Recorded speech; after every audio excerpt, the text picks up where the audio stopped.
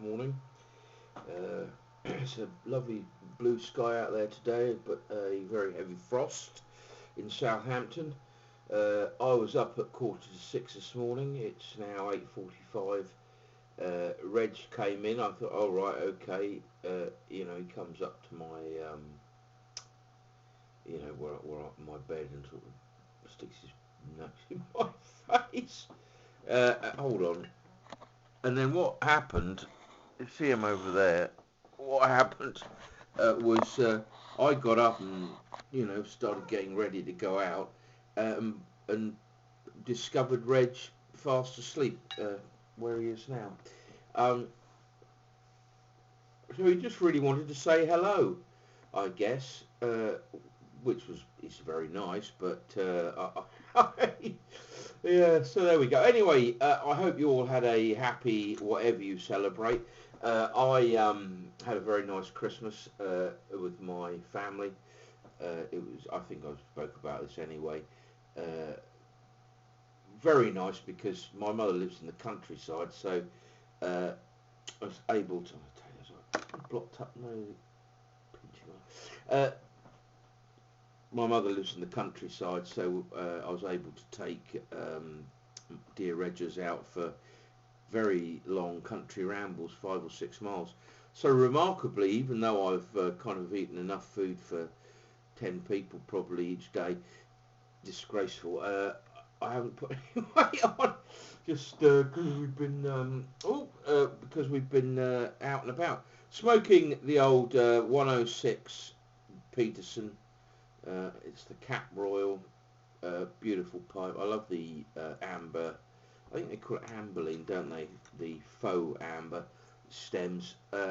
It kind of works, doesn't it, with a lighter pipe? I think Petersons make them with rusticated or sandblasted. I can't quite remember. Pipes with those stems, and they kind of stain it very dark. I don't think that works, personally. That's my view. It seems to be a little too dramatic.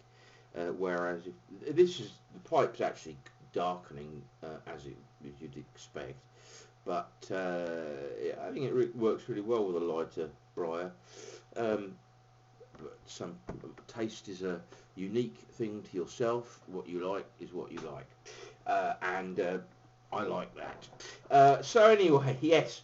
So still basically smoking my way through some Telegraph Hill, which is jolly nice. This must be 3 or more years old actually. It's GLP's very good. I've discussed this with friends on Facebook. In my view, his kind of Virginias, his vapors and things like that are excellent, and his aromatics, the what do they call that?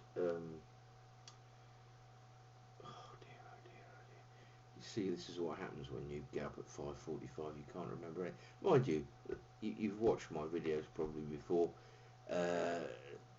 The old memory's not what it was. Anyway, I don't think it would matter if it was 10 o'clock and I got up at 8:30. I don't think it would matter. Bloody dog. So anyway, yes. Yeah, so I think they're really good. I just find it's a personal thing. I just find American Latakia blends not to my liking. The heavy use of Cavendish, I've discussed this. It's not fine, but the Telegraph Hill is a very, very excellent, excellent blend indeed, and I would, it gets the thumbs up. Smoking, that was full up. That's the Dark Door. This is a combination of Condor long cut and Dark Flake unscented. You might think, well, that's rather defeating the object. Why don't you just get the Dark Flake unscented, scented? But don't like it very much. So I came up with the Condor mixture with it and called it Dark Door. Dark, capital D, apostrophe, capital O R, Dark Door. I'll give you the recipe. It's basically it's 2 parts dark flake to 1 part Condor long cut, and it gives you a mild, very mild Lakeland. Because I find Condor's scenting a little overpowering. Not in the same league as Glengarry. Is it Glengarry? The Garth and Hogarth Lakeland. Boy, oh boy, that's really strong. I remember the first time I bought it, I got home, I opened I buy it loose, at Clive's, but White's in Southampton. Opened it, had a smell, and honestly, it was like putting your nose into a bouquet of grasses which are pollinating and going like that. It was just a kind of hit of pollen, and it really was quite overpowering. The room note was equally so, because my friends thought that I was smoking old ladies' knickers. It was pretty, I think there's a kind of difference between the person you're with and you, the smoker, because a lot of the time people say, "Oh, that smells really bad," but I don't get it in the thing. But the key, I think, to enjoying aromatics is to smoke them very gently, because of course the hotter they get, unlike beer, where again this will horrify Americans, I should imagine. I hate cold beer. Beer needs to be at room temperature to appreciate the flavour.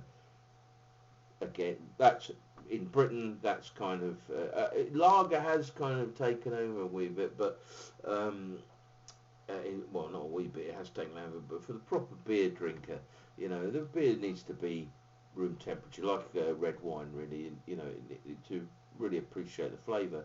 But I think Americans are so horrified by that, and it being warm. Well, it's not warm. It's just room temperature. But obviously with the smoking of the old aromatics and what have you, and the Lakelands, the hotter it gets, the less you actually get the nice scents and toppings that you have in these blends. So the key to smoking them is to really, really puff gently and don't let the thing get too hot.